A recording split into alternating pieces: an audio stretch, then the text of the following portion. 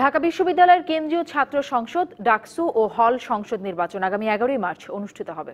ডাকসু ও হল সংসদ নির্বাচনের গঠনতন্ত্রের 8-এর ধারা অনুযায়ী ডাকসুর সভাপতি হিসেবে উপাচার্য অধ্যাপক মোহাম্মদ আখতারুজ্জামান নির্বাচনের এই তারিখ ও সময় নির্ধারণ করেন।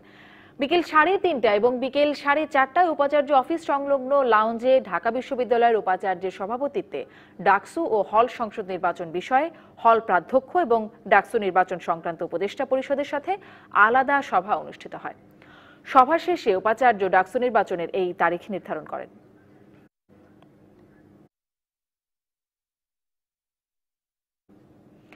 কিশোরগঞ্জ 1 সংসদীয় আসন ও ঢাকা উত্তর সিটি কর্পোরেশন, পৌরসভা ও ইউনিয়ন পরিষদ নির্বাচনে মনোনয়ন প্রত্যাশীদের ফর্ম বিতরণ শুরু করেছে আওয়ামী লীগ।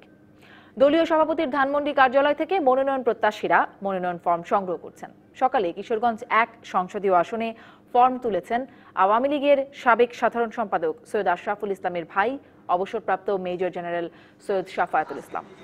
এছাড়া জেলা আওয়ামী লীগের যুগ্ম সাধারণ সম্পাদক শাহ আজিজুল হক ও জেলা বঙ্গবন্ধু পরিষদের উপদেষ্টা রাশেদ আহমেদ তুহিনের পক্ষে স্বজন ও নেতাকর্মীরা ফর্ম তোলেন। এদিকে ঢাকা উত্তর সিটির মেয়র পদে উপনির্বাচনের জন্য ব্যবসায়ী নেতা আতিকুল ইসলাম ও মানবিক ঢাকার প্রতিষ্ঠাতা চেয়ারম্যান আদম তমিজি হকের পক্ষে তাদের প্রতিনিধিরা মনোনয়ন ফর্ম সংগ্রহ করেন। 25শে জানুয়ারি বিকেল 5টা পর্যন্ত মনোনয়ন ফর্ম সংগ্রহ ও জমা দেওয়া যাবে। ঢাকা উত্তর সিটির মেয়র ও কিশোরগঞ্জ 1 আসনের উপনির্বাচন এবং 2 সিটি কর্পোরেশনের 36টি ওয়ার্ডের নির্বাচন অংশগ্রহণমূলক হবে বলে মনে করেন আওয়ামী লীগের সাধারণ সম্পাদক ওবায়দুল কাদের। সকালে রাজধানীর বনানীতে বাংলাদেশ সড়ক পরিবহন কর্তৃপক্ষ বিআরটিএ ভবনে তিনি এমন আশাবাদ জানান। দলীয় প্রতীকের নির্বাচনে সব দলকে অংশ নিয়ে প্রতিদ্বন্দ্বিতাপূর্ণ নির্বাচনী পরিবেশ তৈরির আহ্বান জানান ওবায়দুল কাদের। এ সময় বিআরটিএ-কে দুর্নীতিমুক্ত করতে কর্মকর্তাদের কাজ করার নির্দেশ দেন মন্ত্রী। কোনো অনিয়ম সহ্য করা হবে না বলে সতর্ক করে কর্মকর্তাদের দ্রুত সংশোধন হওয়ার পরামর্শ দেন ওবায়দুল কাদের।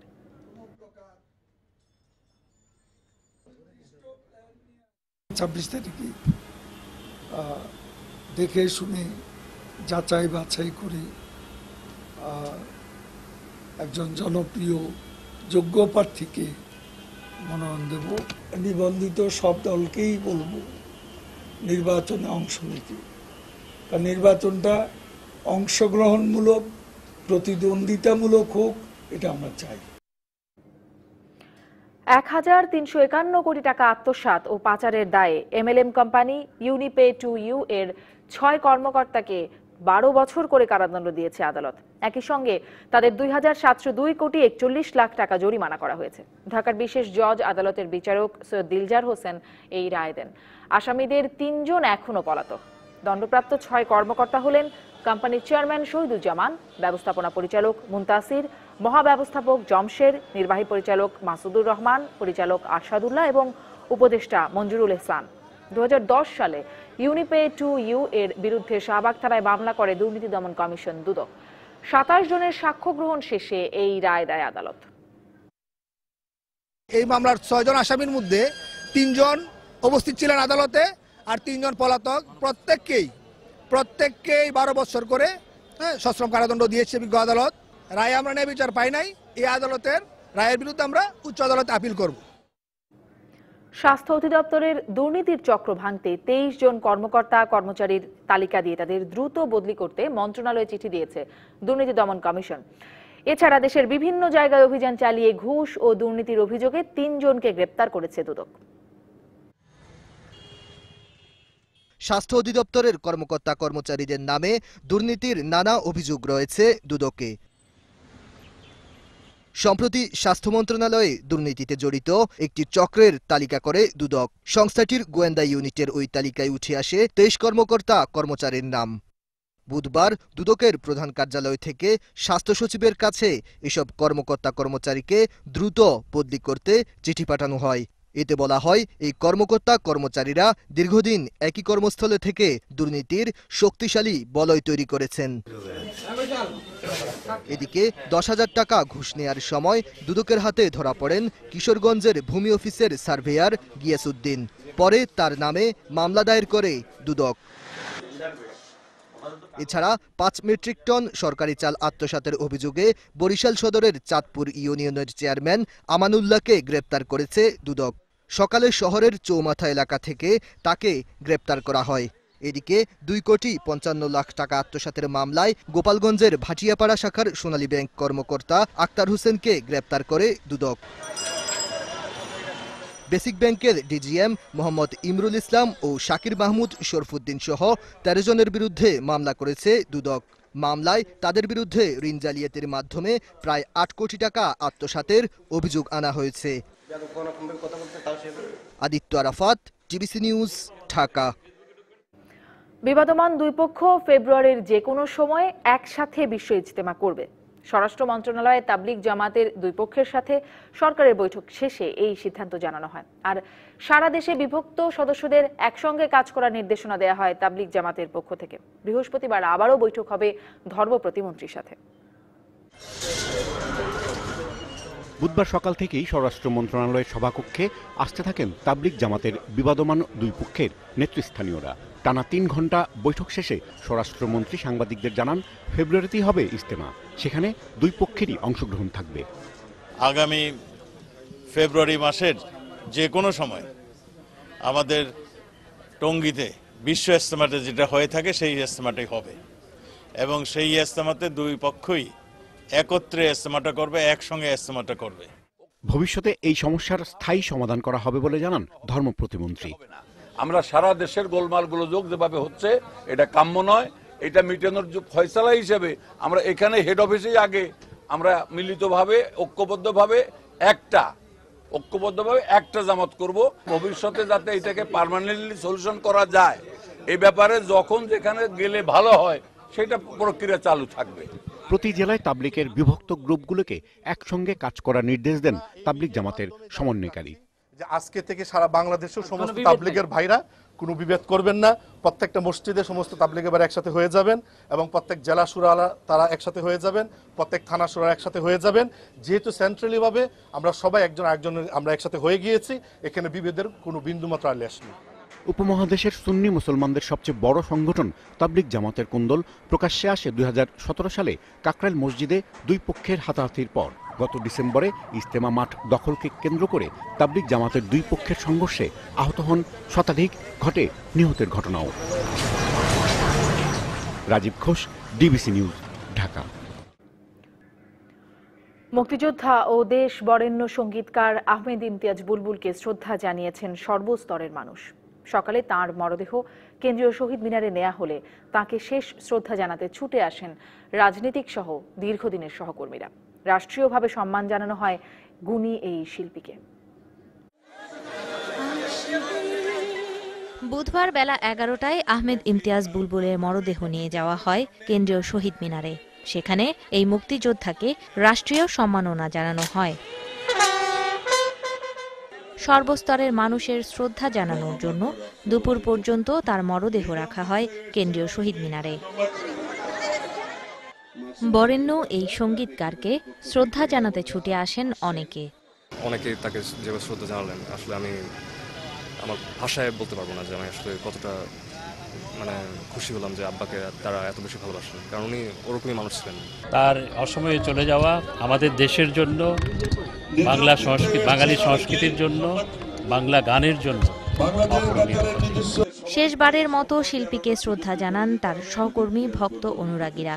ভাই মারা যাওয়ার পরে সে পুলিশ ছাড়া হাঁটতে পারতো না, কোথাও যেতে পারতো না। আমার যখন অসুখ হয় ও আমারে টেলিফোন করতো, দাদা তুমি চিন্তা করো না, তুমি ঘুরে আসো, আবার আমরা গান করব। চলচ্চিত্রে গান করেছেন, আমি বলবো যে ইন্দ্র কিশোর, সামনে ইয়াসমিন, কনক চাপা এবং নতুন শিল্পীদের নিয়ে উনি কাজ করতে পছন্দ করতেন। এরকম সুরস্রষ্টা আর আমি জানি না আর ভবিষ্যতে আসবে কিনা। আমাদের জাতির জন্য, আমাদের শিল্পীদের জন্য খুব দুর্ভাগ্য, আমাদের সবার জন্য। আমরা আসলে একটা ছায়া হারিয়ে ফেললাম, যে ছায়াটা আসলে পূরণ হবে কিভাবে আমি নিজেও বুঝতে পারছি না এখনো, কারণ অনেক কাজ এখনো বাকি ছিল। একাধারে 8 বছর দেশের গান লিখেছেন, কোনো বাণিজ্যিক উপকরণের দিকে নিজেকে ফাঁসিয়ে দেননি। দেশের গান লেখাতে তেমন কোনো অর্থ আয় হয় না, কিন্তু দেশকে যে ভালোবাসে তার কাছে এটি সবচেয়ে বড় আয়। শহীদ মিনারে শ্রদ্ধা নিবেদনের পর বুলবুলের মরদেহ নিয়ে যাওয়া হয় ঢাকা বিশ্ববিদ্যালয় কেন্দ্রীয় জামে মসজিদে। সেখানে তার প্রথম জানাজা হয়।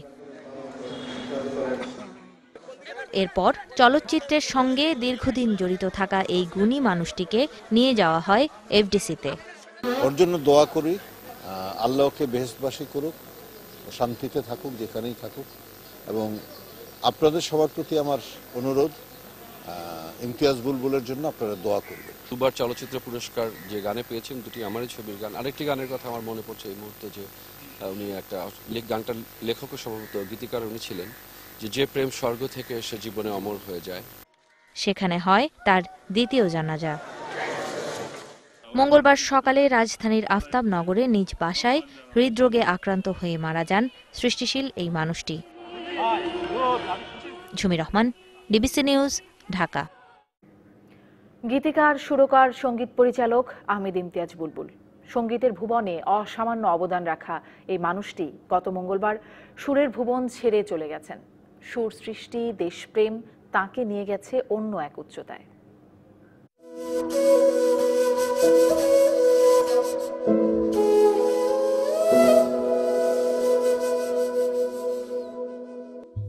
বাংলা সঙ্গীতের যে বিশাল ভুবন, সেখানে এক তুলনীয় নাম আহমেদ ইমতিয়াজ বুলবুল।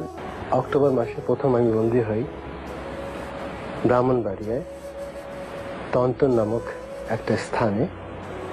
সেখানে যে লোকাল রাজাকার ছিল তাদের হাতে ধরা পড়ি। পরবর্তীতে আর্মিরা, পাকিস্তান আর্মি, হানাদার বাহিনী আমাকে টেক ওভার করে। মাত্র 15 বছর বয়সেই মহান মুক্তিযুদ্ধে অংশ নেন এই মহান শিল্পী। 2012 সালে প্রধান যুদ্ধাপরাধী গোলাম আজমের বিরুদ্ধে সাক্ষ্য দেন এই মুক্তিযোদ্ধা। 1970-এর শেষ দিক থেকেই এই দেশের মানুষ পেয়েছেন আহমেদ ইমতিয়াজ বুলবুলের সৃষ্টি। 1978 সালে মেঘ বিজলি বাদল ছবিতে সঙ্গীত পরিচালনার মধ্য দিয়ে শুরু হয় তার অন্য এক জীবনের।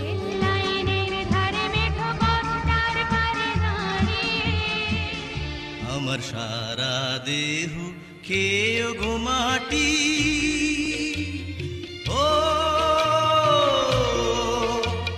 নয়নের আলো চলচ্চিত্রে তার লেখা আমার সারা দেহ খেয়েও গো মাটি মন কেড়ে নেয় শ্রোতাদের। তারে এক জন্মে ভালোবেসে ভরবে না মন, ভরবে না। শুধু কি চলচ্চিত্র, তার সঙ্গীতে শ্রোতারা পেয়েছেন দেশপ্রেম। সবকটা জানালা খুলে দাও না, মাঝি নাও ছাইরা দে, সেই রেল লাইনের ধারে সহ অসংখ্য গান বাংলা সঙ্গীতের জগৎকে করেছে সমৃদ্ধ। Nikita Nandini, DBC News, Dhaka. গুরুতর অসুস্থ হয়ে সুরকার ও সঙ্গীত পরিচালক আলাউদ্দিন আলী রাজধানীর মহাখালীর ইউনিভার্সাল মেডিকেলে ভর্তি আছেন। সেখানে নিবিড় পরিচর্যা কেন্দ্রে তাঁর চিকিৎসা চলছে। চিকিৎসক জানিয়েছেন, আলাউদ্দিন আলীর শারীরিক অবস্থা অপরিবর্তিত থাকলেও তিনি শঙ্কামুক্ত নন। 72 ঘন্টা পর পরবর্তী তথ্য জানানো হবে। দীর্ঘদিন যাবৎ নিউমোনিয়া সহ ফুসফুসের ক্যান্সারে ভুগছেন আলাউদ্দিন আলী। মুন্সিগঞ্জে এই গুণী সঙ্গীতজ্ঞের জন্ম 1952 সালের 24শে ডিসেম্বর। 44 বছরের সঙ্গীত জীবনে 3 শতাধিক চলচ্চিত্রের গানে সুর দিয়েছেন তিনি। আলাউদ্দিন আলী জাতীয় চলচ্চিত্র পুরস্কার পেয়েছেন 8 বার। ঝুঁকিপূর্ণ এই কারণে কয়েকটি এক বছরের বয়স, ক্যান্সার যেহেতু ছিল, স্বাভাবিকভাবে আমরা ধরে নিব যে এই ধরনের রোগীর রোগ প্রতিরোধ ক্ষমতা অন্যান্য স্বাভাবিক মানুষের তুলনায় কম থাকবে। ফলে খুব স্বাভাবিকভাবে যে কোনো ইনফেকশন দ্রুত রক্তে ছড়িয়ে যাওয়াটা অস্বাভাবিক নয়। তো যার কারণে আমরা খুব সিরিয়াসলি এটাকে নিয়েছি। আমরা স্পেশাল ইউনিটে ওনাকে ম্যানেজ করছি। 72 ঘন্টা পরে আমরা রিপোর্টগুলো পাবো। তখন যদি আমরা সেখানে আরও কিছু পাই সাজেস্টিভ, তাহলে এটা আমাদের ইয়েটা আরও কনফার্ম হবে। প্রধানমন্ত্রী শেখ হাসিনার সঙ্গে সাক্ষাৎ করে কাবুলে আবারও বাংলাদেশের কূটনৈতিক মিশন খুলে দেওয়ার অনুরোধ জানালেন ঢাকায় নবনিযুক্ত আফগানিস্তানের রাষ্ট্রদূত আব্দুল কাইয়ুম মালিকজাদ। সকাল 10টায় গণভবনে এই সৌজন্য সাক্ষাতের সময় বিভিন্ন ইস্যুতে প্রধানমন্ত্রীর সঙ্গে আলোচনা করেন নতুন রাষ্ট্রদূত। টানা 3য় মেয়াদে প্রধানমন্ত্রীর দায়িত্ব গ্রহণ করায় সরকার প্রধান শেখ হাসিনাকে শুভেচ্ছা জানান তিনি। এ সময় প্রধানমন্ত্রীর কার্যালয়ের ঊর্ধ্বতন কর্মকর্তা সহ বাংলাদেশে আফগানিস্তান দূতাবাসের কর্মকর্তারা উপস্থিত ছিলেন। গণতন্ত্রকে ফিরিয়ে আনার লড়াইয়ে বিএনপির প্রতিষ্ঠাতার জন্মস্থান বগুড়াকেই নেতৃত্ব দিতে হবে বলে মন্তব্য করেছেন বিএনপি মহাসচিব মির্জা ফখরুল ইসলাম আলমগীর। দুপুরে বগুড়ায় এক কর্মী সভায় বিএনপি মহাসচিব আরো বলেন, 30শে ডিসেম্বর নির্বাচনের মধ্য দিয়ে নির্বাচন কমিশনের উপর আস্থা হারিয়েছে মানুষ। নির্যাতন, নিপীড়ন, মামলা একইভাবে চলছে। এই ভয়াবহ পরিস্থিতি। নির্বাচনের সময়ও সব জায়গায় বলেছি, কথাটা আপনাদের বগুড়াতে বলেছি যে বগুড়াকে নেতৃত্ব দিতে হবে। গণতন্ত্রকে ফিরিয়ে আনার যে লড়াই, দেশকে মুক্ত করবার যে লড়াই, তারেক রহমান সাহেবকে দেশে ফিরিয়ে আনবার যে লড়াই, যে সংগ্রাম, সেই সংগ্রামে বগুড়াকেই নেতৃত্ব দিতে হবে। পুলিশকে মারধর ও রাষ্ট্রীয় কাজে বাধা দেওয়ার মামলায় পল্টন থানা ছাত্রলীগের সভাপতি মিরন সহ 9 আসামিকে একদিনের রিমান্ডে নেওয়া হয়েছে। পুলিশ 7 দিনের রিমান্ড আবেদন করলে ঢাকার চিফ মেট্রোপলিটন ম্যাজিস্ট্রেট আদালতের বিচারক সাদবির ইয়াসিন আহসান চৌধুরী একদিনের রিমান্ড মঞ্জুর করেন। পল্টন থানার ভারপ্রাপ্ত কর্মকর্তা মাহমুদুল হক জানান, মঙ্গলবার কর্মীদের নিয়ে এক ব্যক্তির পাওনা টাকা আদায়ে পল্টনের একটি প্রতিষ্ঠানে যান থানা ছাত্রলীগের সভাপতি মিরন। এ সময় দুপক্ষের হাতাহাতি হলে ঘটনাস্থলে যায় পুলিশ। পরে ছাত্রলীগ কর্মীদের হামলায় 4 পুলিশ সদস্য আহত হয়। ঘটনাস্থল থেকে মিরন সহ 16 জনকে আটক করা হয়। এছাড়া চাকরি দেওয়ার নামে প্রতারণার অভিযোগে আরও 7 জনকে আসামি করে আরেকটি মামলা হয়েছে।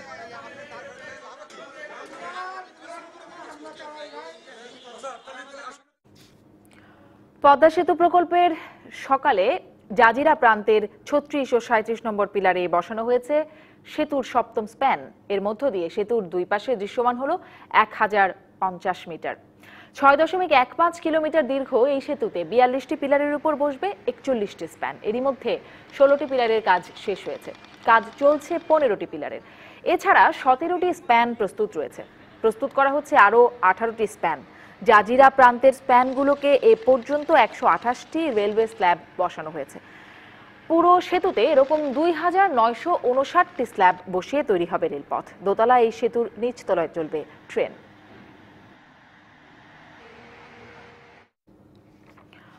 চট্টগ্রামের কাস্টমস ও বন্দরের কর্মকর্তা কর্মচারীদের স্ত্রীদের বিরুদ্ধে জ্ঞাত আয় বহির্ভূত সম্পদ অর্জনের সন্ধান পেয়েছে দুদক। দুর্নীতির অভিযোগে এরই মধ্যে 20 জনের স্ত্রীর বিরুদ্ধে মামলা হয়েছে। গ্রেপ্তার করা হয়েছে বেশ কয়েকজনকে। আরও অনেক সরকারি কর্মকর্তা কর্মচারীর স্ত্রী ও পরিবারের সদস্যদের অবৈধ সম্পদের অনুসন্ধান চলছে। গৃহিণী হালিমা বেগম লিপি, লালখান বাজারে তার নামে একটি ফ্ল্যাট, 3 কোটি 2 লাখ টাকা জ্ঞাত আয় বহির্ভূত সম্পদ অর্জনের অভিযোগে তার বিরুদ্ধে সম্প্রতি মামলা করেছে দুদক। আসামি করা হয়েছে তার স্বামী চট্টগ্রাম কাস্টমসের সহকারী রাজস্ব কর্মকর্তা আমজাদ হোসেন হাজারিকেও। আরেক গৃহিণী দেলোয়ারা খাতুনের নামে ওয়ার্নিজম আবাসিক এলাকার এই ভবনে রয়েছে একটি ফ্ল্যাট। সাবেক শিপিং মাস্টার শেখ আলী আম্বিয়ার স্ত্রী তিনি। 5 কোটি 26 লাখ টাকা জ্ঞাত আয় বহির্ভূত সম্পদ অর্জনের অভিযোগে তার ও স্বামীর বিরুদ্ধে দুদকের মামলা বিচারাধীন। এরকম প্রায় 20 কোটিপতি স্ত্রীর সম্পদের তদন্ত করছে দুদক। বেশিরভাগ সরকারি কর্মকর্তা কর্মচারী তাদের অবৈধ আয়ের মালিক বানিয়েছেন স্ত্রী ও পরিবারের সদস্যদের। অবৈধ সম্পদ পেলে কাউকে ছাড় দেওয়া হবে না বলে হুঁশিয়ারি দেন দুদকের উপপরিচালক। ইনভেস্টিগেশনেও বেশ কিছু কর্মকর্তার স্ত্রীদের আমরা খোঁজখবর পেয়েছি। তাদের নামেও নিয়মিত মামলা রুজুর ব্যবস্থা হচ্ছে। আমরা যদি জ্ঞাত আয় বহির্ভূত সম্পদ হয়, সেই স্ত্রীর যদি সেটা বৈধ কোনো না থাকে, আয়ের উৎস না থাকে, তাহলে আমরা তাদের বিরুদ্ধেও ব্যবস্থা নিচ্ছি। পরিবারের সদস্যদের দুর্নীতিতে সম্পৃক্ত করাই সমাজে পড়ছে নেতিবাচক প্রভাব। তার মায়ের প্রতি, বাবার প্রতি ভালোবাসা, যে আমাদের যে পারিবারিক একটা বন্ধন, সে বন্ধন থাকবে না। বাবার কথা সে শুনবে না, কারণ যেহেতু যে বাবা, সে মুখের উপর বলতে পারে আপনি কারাপ্ট। দুদকের মামলার বেশিরভাগ আসামি কাস্টমস কর্মকর্তা কর্মচারীর স্ত্রী। কাস্টমস কমিশনার জানান, যে অপকর্ম করবে দায়ভার তাকে নিতে হবে। কাস্টমস, পুলিশ, প্রশাসন এটা বিচ্ছিন্ন কোনো ঘটনা নয়। এটা যেখানেই সমস্যা সেখানেই দুর্নীতি দমন কমিশন আসতে পারে। কেউ খারাপ কাজ করে থাকে, সেটা অভিযোগ প্রমাণিত হয়, তিনি তো দায়ী হবেন, তিনি শাস্তি পাবেন, এটাই তো সাধারণ ব্যাপার। দুর্নীতি মামলায় কাস্টমস কর্মকর্তা রফিকুল ইসলাম পাটোয়ারির স্ত্রী শাহিন আক্তার ও বন্দর কর্মকর্তা হাবিবুর রহমানের স্ত্রী রোকসানা খান কারাগারে গেলেও আমলাতান্ত্রিক জটিলতায় দীর্ঘদিন ধরে ঝুলে আছে অনেক মামলার বিচার। মাসুদুল হক, ডিবিসি নিউজ, চট্টগ্রাম। লক্ষ্মীপুরের জাদইয়ায় ট্রাক অটোরিকশা সংঘর্ষে শিশু ও নারী সহ এক পরিবারের 6 জন নিহত হয়েছে। আহত হয়েছে 7 জন। এই ঘটনায় এলাকায় নেমে এসেছে শোকের ছায়া। ভোরে আহত এক স্বজনকে দেখতে লক্ষ্মীপুর সদর হাসপাতালের উদ্দেশ্যে অটোরিকশায় নোয়াখালী থেকে রওনা দেয় একই পরিবারের শিশু ও নারীসহ 6 জন। পথে জাদুয়ায় পৌঁছালে বিপরীত দিক থেকে আসা মাল বোঝাই ট্রাকের সাথে অটোরিকশার মুখোমুখি সংঘর্ষ হয়। এতে মুহূর্তেই অটোরিকশাটি দুমড়ে মুচড়ে যায় ও ঘটনাস্থলে চালকসহ অটোরিকশার 6 যাত্রী মারা যায়। নিহতরা হলে নোয়াখালীর বেগমগঞ্জের শাহ আলম ও তার স্ত্রী নাসিমা আক্তার, মেয়ে রোকেয়া বেগম, ছেলে রুবেল, শিশু অমিত, শাহ আলমের মা শামসুন নাহার এবং চালক নুরু। এই ঘটনায় স্বজনদের মধ্যে নেমে এসেছে শোকের ছায়া। অন্তরের সন্ত্রাসীরা কোপানোর পরে আমরা খবর শুনি, মনে করেন আমরা মা বোন আমার বাগিনারা সবাই মিলে আমরা আসি হাসপাতাল আমার বাগিনারা দেখার জন্য। লক্ষ্মীপুর আসার পথে একটা ট্রাকের সাথে অ্যাক্সিডেন্ট হয়ে আমাদের মা বোন বাগিনা সবাই মারা গেছে। পুলিশ জানায় মরদেহগুলো উদ্ধার করে লক্ষ্মীপুর সদর হাসপাতালে নেওয়া হয়েছে। লক্ষ্মীপুরমুখী একটা যাত্রীবাহী সিএনজিকে চাপাতে সিএনজি ট্রাকের নিচে চলে যায়। সিএনজিতে থাকা 6 জন যাত্রী, একজন ড্রাইভার, একজন বাচ্চা সহ 7 জন। পুলিশ আরও জানায় নিহত শাহ আলমের ছেলে নাদিম মাহমুদ অন্তর মঙ্গলবার রাতে লক্ষ্মীপুর সদরের চন্দ্রগঞ্জ এলাকার সাদার ঘরে দুর্বৃত্তদের হামলায় আহত হয়। তাকে দেখতে লক্ষ্মীপুর সদর হাসপাতালে যাচ্ছিল স্বজনরা। DBC news desk. ফিলিপাইন হতে পারে বাংলাদেশের ওষুধের আকর্ষণীয় বাজার। সচিবালয়ে বাণিজ্যমন্ত্রী টিপু মুন্সির সাথে ফিলিপাইনের রাষ্ট্রদূত ভিভেন্সিও বান্ডিলো সৌজন্য সাক্ষাতের পর সাংবাদিকদের একথা জানান। ফিলিপাইনের রাষ্ট্রদূত দুদেশের বাণিজ্যের আকার বাড়ানো নিয়ে কথা বলেন। পরে বাণিজ্যমন্ত্রী জানান, বাংলাদেশের ঔষধ বিশ্বের যে কোনো দেশের ওষুধের সাথে প্রতিযোগিতা করতে পারবে। ফিলিপাইন বাংলাদেশ থেকে আরও বেশি ওষুধ নেওয়ার আগ্রহ প্রকাশ করেছে। এছাড়া বাংলাদেশের কৃষি পণ্যেও বিনিয়োগ করতে চায় ফিলিপাইন। গত অর্থবছরে ফিলিপাইনে বাংলাদেশ $47.4 মিলিয়ন পণ্য রপ্তানি করেছে এবং $8.7 মিলিয়ন পণ্য আমদানি করেছে। এই ওষুধ আমাদের কাছ থেকে নেওয়া ওয়ার্ল্ড ক্লাস কোয়ালিটি, এটা স্বীকৃত। একই ওষুধ অন্তত 5 টাইমস দাম বেশি বলে তুমি যদি ওয়েস্ট থেকে আনো, তো বলো আমরা এগ্রি করি তোমাদের কোয়ালিটি ইজ ফাইন। এই মার্কেটটা আমরা ধরার চেষ্টা করতে পারি। গার্মেন্ট অ্যাক্সেসরিজে আমরা ভেরি স্ট্রং। এদিকে আরেক অনুষ্ঠানে বাণিজ্যমন্ত্রী জানিয়েছেন 2024 সালের মধ্যে তৈরি পোশাক খাতে $100 বিলিয়ন রপ্তানি করা সম্ভব হবে। সকালে রাজধানীর বসুন্ধরা আন্তর্জাতিক কনভেনশন সিটিতে আয়োজিত ইয়ার্ন অ্যান্ড ফেব্রিক শোর উদ্বোধনী অনুষ্ঠানে তিনি এই কথা জানান। এ সময় পোশাক খাতের ব্যবসায়ীদের পরিবেশ বান্ধব শিল্পায়নে বিনিয়োগের আহ্বান জানান মন্ত্রী। এছাড়া বিনিয়োগ ও প্রবৃদ্ধির ধারা অব্যাহত থাকলে 2021 সাল নাগাদ মাথাপিছু আয় $2500 উন্নীত হবে বলে মনে করেন তিনি। মেলার আয়োজকরা জানান, বিশ্বের প্রায় 22টি দেশের 370টি প্রতিষ্ঠান এই আয়োজনে অংশ নিয়েছে। মেলা চলবে 26শে জানুয়ারি পর্যন্ত। গাজীপুরে বঙ্গবন্ধু হাইটেক সিটির শতভাগ উন্নয়ন কাজ 2030 সালের মধ্যে সম্পন্ন হবে বলে জানিয়েছেন তথ্য ও যোগাযোগ প্রযুক্তি প্রতিমন্ত্রী জুনায়েদ আহমেদ পলক।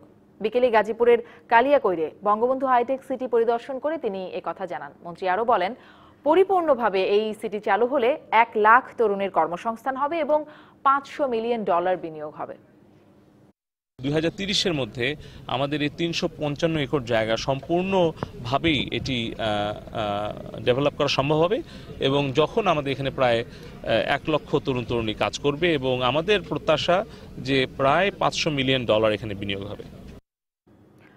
বাংলাদেশ বিমানকে লাভজনক করাই শুধু লক্ষ্য নয়, যাত্রী সেবার মান বাড়ানোই প্রথম কাজ বলে মন্তব্য করেছেন বেসামরিক বিমান পরিবহন ও পর্যটন প্রতিমন্ত্রী মাহবুব আলী।